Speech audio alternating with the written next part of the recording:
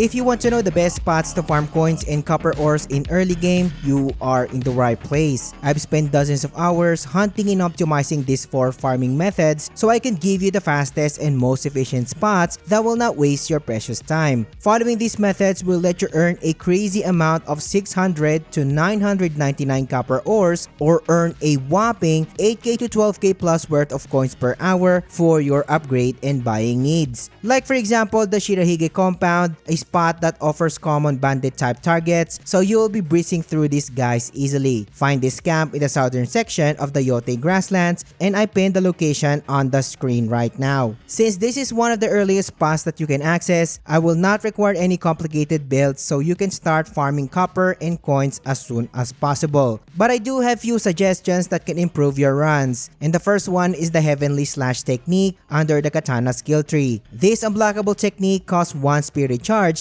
and can easily take out samurai type targets. The Onryo strike technique is also highly suggested, so you do have a chance to one-shot targets and disarm them in the process. Having the longbow is suggested as well later on just to improve the runs a little bit, but it is not required. It will only be used to eliminate archers stationed on watchtowers. You can pretty much run without bows, and you can buy them later on from Ran, the bow merchant, if you have already the cash that is. You can find her in Yotei Shadow Inn, and I'm showing the location on the screen right now. She also visits you randomly in the field when you set up your camp, just like the other merchants in the game. I will not require any armor as you will be breezing through enemies when doing your farming runs. Additionally, you must get the charm of Kanayago first, as this charm increases your copper ore, metals, or black powder drop rate by a lot. The more copper ore drops, the faster you earn money in this game. Get this charm by clearing the False Rest Shrine, where you will straightforwardly parkour to reach the shrine and get the charm. I'm showing you the location on the screen right now so you can get it first as soon as possible. Lastly, before starting the run, make sure the in-game difficulty is set to casual so enemies can die quicker. When you are done farming, you can revert the difficulty to normal to preserve the challenge when normally playing the game. And if you are looking for a definitive walkthrough to get all of the juicy weapon types, upgrades, and new armor sets in early to mid-game, I made a step-by-step progression guide for you to follow. Link in the description or click the card here.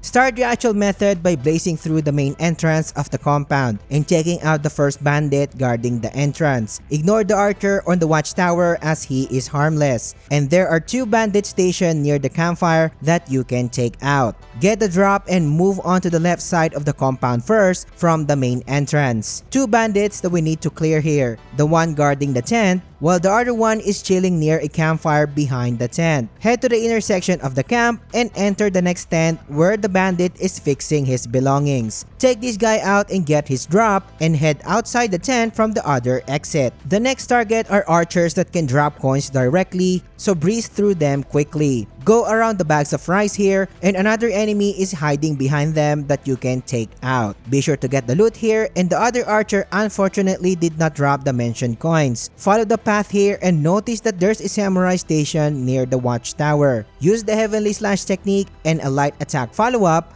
to easily take out this guy. Another bandit is up for grabs nearby, and whatever happens, ignore the archer station on the watchtower. Well, take out the bandit guarding the nearest tent from your location, and another one will start to charge at you as well, so take the guy out of his misery. Instead of going full circle when it comes to the farming route, take the left exit where the roadblocks are located.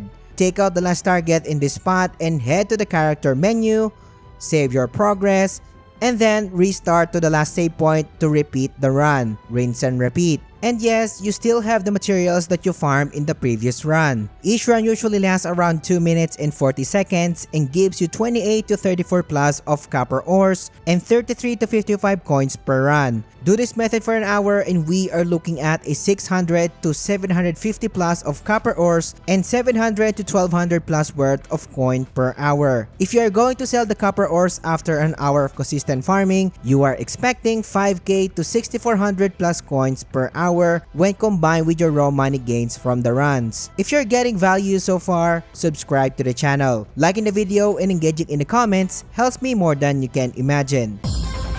If you find the previous spot crazy, the next spot is even better. The Outcrop Homestead offers a lot of samurai and bandits for you to farm. This spot is located in the northern part of Yotei grasslands near the Yotei River. If you already have the longbow, start the run by taking out the archer on the watchtower. This will alert the nearby samurai and will start to converge near the entrance of the homestead. Use your Heavenly Strike to damage samurai targets in here whenever you have the spirit charges. Another tip here is don't forget to switch to your dual katana if you already have it, that is, if you are up against Yari users. This will speed up your runs a little bit because they will die more easier. If the enemy leader started to join the fight, ignore this guy and he is our safety net for us to not accidentally mess this spot. Loot the bodies while dealing with other soldiers and more will come for you, including a brute type enemy. Use an Onryo Strike or the Heavenly Strike to take this guy down. After that, more bandits will continue to appear for you to farm, and you can also take out the archer station on one of the roofs here. You will notice that the number of the enemies that are appearing is slowing down, so if this happens, head through the farm side of the homestead and another samurai is waiting for you there. Taking the samurai out will also alert the other enemies in the vicinity, especially the ones guarding the other entrance. You also have an option to use the Onryo Strike to clear the shielded enemies fast in this method. But be careful not to hit the enemy leader or else he will receive tons of damage or much worse, die in the process. When all of the newly alerted enemies died, make sure to loot all of the dead bodies you piled up, including the ones near the entrance, which you can see here that I failed to do so. Head to the character menu, save your progress, and then restart in the last checkpoint. This method usually takes around 2 minutes and 30 seconds and gives you 44 to 50 worth of copper ores per run. Do this consistently in an hour and we are looking at 1k of total copper ores and you can only hold 999 of them, so take note of this. Selling 1k copper ores will then give you an easy 7k worth of coins or cash in the process. If you're looking for the best combat related money farming in early game, this is the best so far in Yotei Grasslands.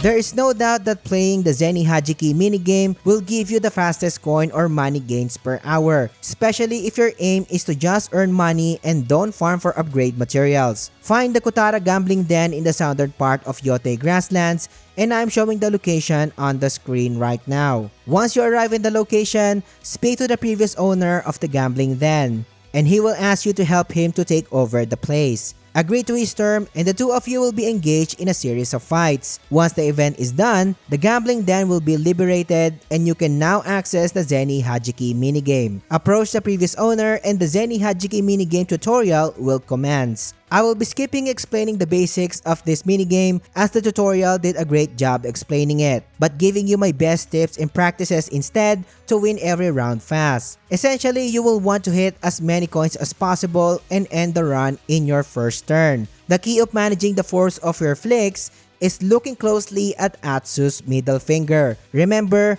Atsu's middle finger. The higher the middle finger points, the stronger the flick is, while the force is weaker if the middle finger is bent and pointing at the table. It's hard to understand this step if you're just watching it, but trust me, once you have enough practice, you will understand this trick. If you are already used to the minigame, each run can end as fast as 48 seconds to a minute. This is ending the match in a single turn and it is quite to pull off after several practices. Each match gives you 160 coins or money and this gets bigger as you progress in the game. But when you first access it, it can only give as much as 160 coins for the recurring matches. An hour of consistent farming can give you a whopping 9k plus to a mind-blowing 12k coins per hour. That is if you don't lose and you can end each match in a single turn. Depending on your preference, the Outcrop Homestead is the best spot overall if you don't prefer spamming Zenny Hajiki. But if you only care about money, nothing really beats this minigame even after reaching the endgame. Inns and establishments usually have this minigame, which of course I will be covering as well.